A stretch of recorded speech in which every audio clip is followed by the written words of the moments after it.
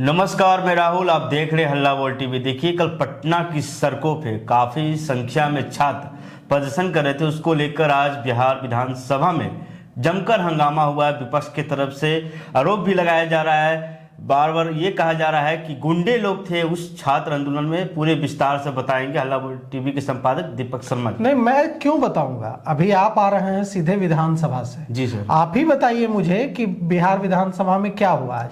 बिहार विधानसभा में सर जैसे ही हमने एंट्री किया, आज विपक्ष पहले ही से प्लान बना कर आए थे और हंगामे कर रहे थे। यानी विपक्ष के विधायक जी, जो छात्रों पर लाठीचार्ज हुआ उसके खिलाफ जी, उसके खिलाफ पैदल मार्च कर रहे थे। पूरे नारे लगा रहे थे कि सरकार अभी होना भी चाहिए। छात्रों के पक्ष में विपक्ष आवाज नहीं उठाएगा तो कौन उठाएगा। सरकार सर आज सुना मैंने कि वहां कमांडो आज तैनात थे। जी सर, ब्लैक कमांडो गेट के बाहर जो एंट्री है विधानसभा की, उस पर तैनाती की गई है और काफी भारी मात्रा में सुरक्षा की तैनाती की गई है। अलग अलग जगहों पर सिक्योरिटी लगा दी गई है। बिहार विधानसभा में मैं जब हल्ला बोल टीवी पर लाइव देख रहा था बिहार विधानसभा को, तो उसमें मैंने देखा कि क्या नाम है, श्याम कुमार यादव जो विधायक हैं, जिनकी गाड़ी क्षतिग्रस्त हुई डाक बंगला चौराहे पर कल प्रदर्शन के दौरान, उन्होंने कहा कि वे छात्र नहीं थे, वे गुंडे थे और प्रदर्शन के दौरान उन पर हमला किया गया, उनको मारने पीटने, उनकी जान लेने की कोशिश की गई, उनकी गाड़ी तोड़ी गई। अब यहाँ सवाल ये उठता है कि जैसे ही उन्होंने यह कहा कि प्रदर्शनकारी छात्र नहीं थे, जो पेपर लीक का विरोध करने सड़क पर उतरे थे वे छात्र नहीं थे, गुंडे थे। जैसे ही उन्होंने ये कहा, वहां बवाल शुरू हो गया और विपक्षी विधायकों ने इस पर ऐतराज जताया। उसके बाद वहां खूब हंगामा हुआ और विधानसभा अध्यक्ष डॉक्टर प्रेम कुमार ने सदन की कार्यवाही जो है वो दोपहर 2 बजे तक आज के लिए स्थगित कर दी। लेकिन वहां विपक्षी विधायकों का क्या रुख था? उनके साफ तौर पे कहना था कि जब छात्र सड़क पर उतरे हैं, वो एक ही मांग कर रहे हैं कि धर्मेंद्र प्रधान का इस्तीफा दे, पर सरकार पूरी तरीके से चुप है। आज प्रधानमंत्री जी ने ट्वीट कर कहा है कि हम छात्रों के हित में हैं, जो भी इसमें गलत हैं उनको कड़ी से कड़ी सजा और दोषी ठहरा दिया जाएगा। पर इसको लेकर अभी विपक्ष का कहना है कि पहले से सरकार कहाँ थी। जब छात्र सड़क पर उतरे तब सरकार की कानों में आवाज गई, ये विपक्ष का कहना है। और अभी किन किन विपक्ष के विधायकों से आपकी बात हुई? मैंने सर राजद के विधायक भाई वीरेंद्र से बात की, फिर सीपीआई के विधायक थे, कांग्रेस के विधायक थे, तमाम जो माले के विधायक से बात हुई, क्योंकि वो जो प्रदर्शन था उसको आइसा, जो माले का छात्र संगठन है, वो आइसा लीड कर रहा था, ऑल इंडिया स्टूडेंट एसोसिएशन। तो क्या संदीप सौरभ और माले के विधायकों से बात हुई आपकी? संदीप सौरभ से नहीं सर, सीपीएम के विधायक थे। उन्होंने साफ तौर पर कहा कि अभी भी सर आंदोलन है वो जारी रहेगा जब तक छात्रों के हित में बात नहीं होगी, जब तक सरकार कड़ी से कड़ी ठोस कार्रवाई नहीं करेगी। अच्छा, आपने तो कल कवर किया। जी सर, बेली रोड पर भी कवर किया, जेपी गोलंबर पर भी कवर किया। क्या स्थिति थी वहां? बहुत ही सर गंभीर थे। कहा जाए तो जानलेवा तरीके से एक दूसरे पर छात्र हो या प्रशासन, छात्र और पुलिस दोनों सर टूट पड़े थे एक दूसरे पे। इधर से सर लाठी चल रही थी, छात्र की तरफ से पत्थर चल रहे थे। कई सर जो आम पब्लिक है उनको भी टारगेट किया गया।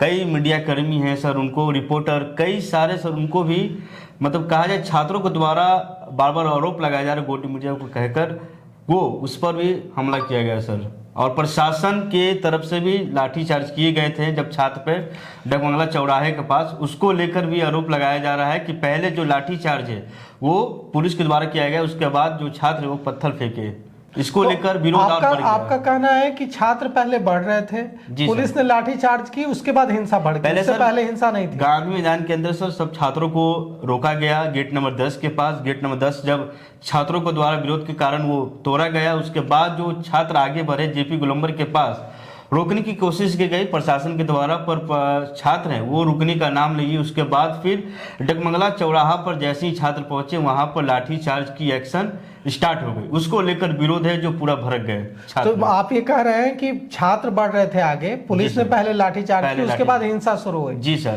तो देखिए, लोकतंत्र में अगर पेपर लीक होगा तो छात्र लोकतांत्रिक तरीके से कैसे विरोध करेंगे? वो सड़क पर उतरेंगे ही, और जब सड़क पर उतरेंगे उनका अधिकार है विरोध करना। पेपर लीक तो छात्रों ने नहीं किया।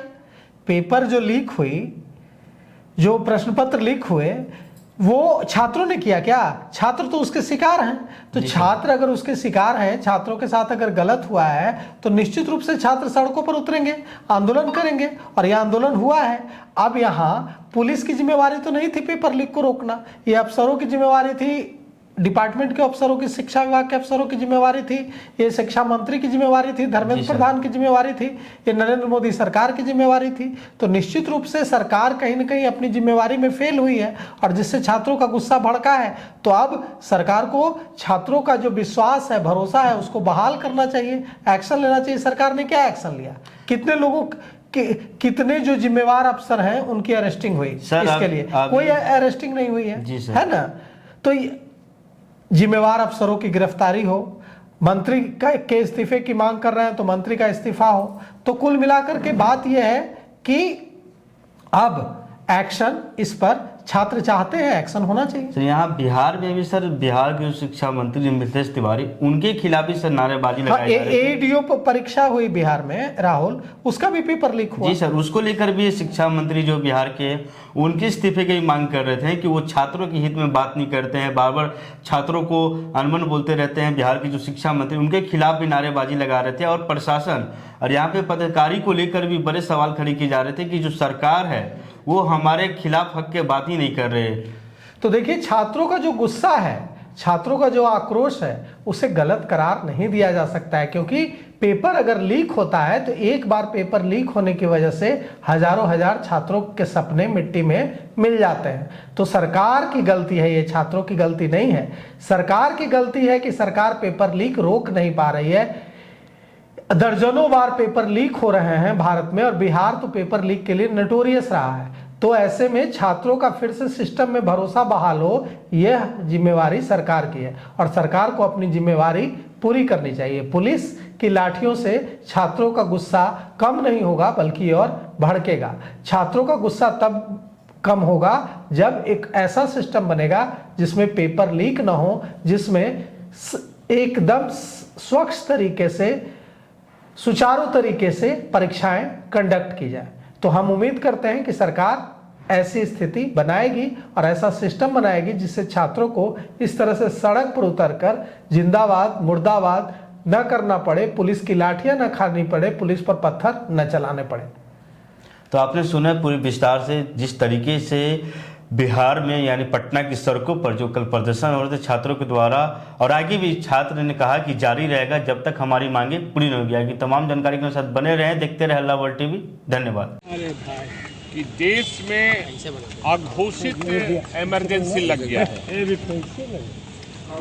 जब प्रेस बिल, प्रेसों पर अंकुश लगाया गया था कांग्रेस के जमाने में, तो कैबिनेट से फैसला लेकर किया गया था। और इस एनडीए की सरकार में कैबिनेट से फैसला नहीं होता है, ये अघोषित इमरजेंसी है।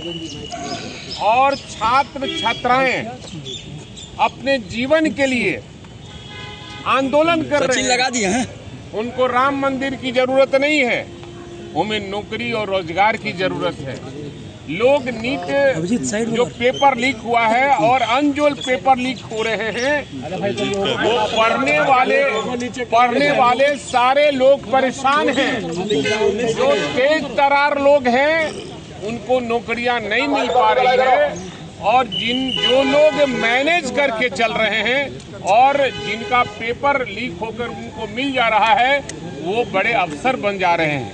इसलिए इनके आंदोलन के साथ हमारी पार्टी, हमारा महागठबंधन खड़ी है, और छात्रों के साथ जो अन्याय हो रहा है, लाठी चार्ज हो रहा है, मैं उसके विरोध में हूं। वो अपने अधिकार की लड़ाई लड़ रहे हैं और सरकार उन पर लाठियां बरसा रही है, ये निंदनीय है। प्रधानमंत्री ने ट्वीट किया है कि स्पीडी ट्रायल चलाएंगे, अब आज उन्होंने ट्वीट किया। असल में है क्या कि अब तो सड़क पर लोग उतर गया है, नेता कोई नहीं उतरा है, जनता उतर गई है और छात्र उतरे हैं।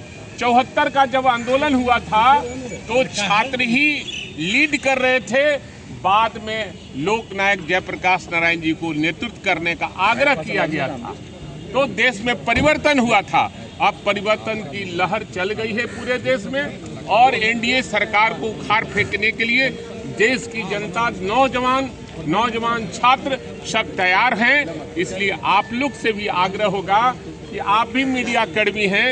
देश में जिस तरह से अन्याय हो रहा है, बेरोजगारी, महंगाई और हत्या, लूट पर कोई अंकुश नहीं लगाया जा रहा है, इसलिए आप भी साथ दीजिए। मैं आपसे भी अपील करता हूं। सम्राट सरकार के 100 दिन पूरे हुए हैं भाई बहन जी, सम्राट सरकार के 100 दिन पूरे हुए हैं। बीजेपी को गाड़ी को देख करके उस पर तोड़फोड़ कर दी, इसको लेकर सवाल उठा रहे हैं। ये मैं नहीं जानता हूँ, हो सकता है बीजेपी मतलब बड़का झूठा पार्टी ये कुछ ऐसा करके लोगों के सामने करना चाहती है कि हमारे साथ लोगों ने किया है। आप जाके लड़िएगा तो कमजोर होइएगा, तब पटकाइएगा।